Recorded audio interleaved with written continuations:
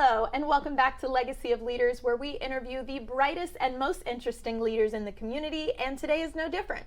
I'm your host, Whitney Mincey, joined by a very special guest, Ms. Therese Wakefield-Gamble, who is a candidate for the Florida State House District 14. Welcome. Thank you, Whitney. I appreciate the opportunity. Yeah, I'm so glad to have you here. So if you could please just tell us a little bit about yourself and what led to you running for State House. Great. I'm Therese V. Wakefield-Gamble. I'm a Jacksonville native, born and raised. I am a daughter of a union worker, a wife of a union worker, and a granddaughter of a black farmer. So I have the strong DNA work ethic. I grew up with it. Yeah. And not to mention a third generation preacher's daughter. So I have all the dynamics Yes. that comes with being an African American woman in this world. I'm also a wife of 35 years with my husband. We just celebrated it last year. And a mother of 2 married sons, a grandmother of 3. Wow. So I'm very fortunate to still be among the land of the living, because last year I found out I had undiagnosed brain aneurysm. So I had to have 3 surgeries in 120 days. Wow. And I really want to shout out the healthcare system here, Baptist Medical Center and Ascension St. Vincent's. Those 2 systems were instrumental in me getting the healthcare I need, along with Florida Blue with the right insurance to pay for everything. So I had $500,000 worth of surgeries with no out of pocket. Wow, that's incredible. Exactly. But the average person in Duval County wouldn't know how to be able to navigate that space and to be able to focus totally on their healing. So my reason for running for office is predominantly for that reason, is healthcare access and why we need to expand Medicaid. And it's a way that we can do that with several issues on the ballot this election, not just for Amendment 3, which is legalizing marijuana, which would help to control chronic pain disorders and autoimmune diseases that I have. And then Amendment 4 for women's rights, because of the challenges I had to go through as a woman just trying to get to the right doctor, especially as an African American woman.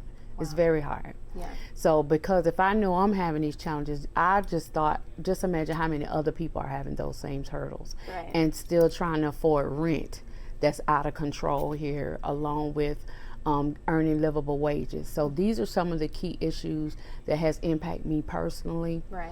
You know, even with my husband being retired due to a disability, you know, him dealing with workman's compensation and not getting paid, and employers cutting off benefits. I mean, these are kitchen table conversations that are not being addressed, and it needs to be. So you need the real representation in office to make sure the legislation and policies are in place. And that is why I'm running for office, because it's been neglected.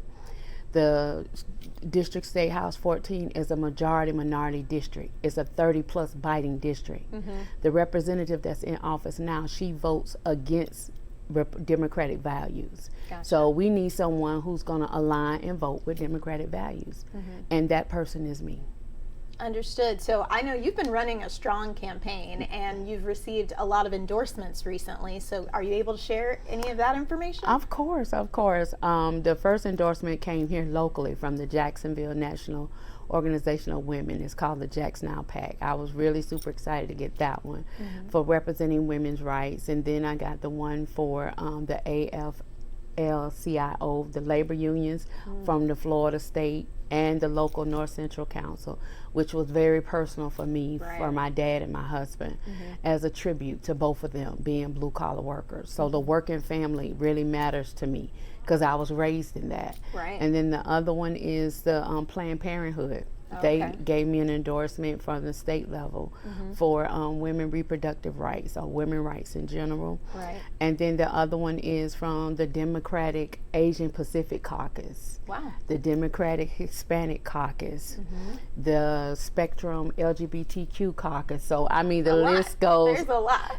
on, and it speaks volumes, because a lot of other candidates say, well, don't worry about the endorsements. No, I need to worry about them, because each endorsement from a caucus or a club has members. Those members are voters, and those members have family members and friends who are voters. So it means a great deal when you get those endorsements, and I have no problem elevating them and their causes and what they do, because that's what make up our democratic society. Right. Well, we are almost out of time, Sure. but if you could please tell the voters out there what they need to do, when they need to do it. I know the primary is coming up, so give us that information. Yes, everyone needs to vote. I know we're tired and we're exhausted with all the stuff that's going on in this election. Yes. But Kamala Harris is running for president. She's at the top of the ticket.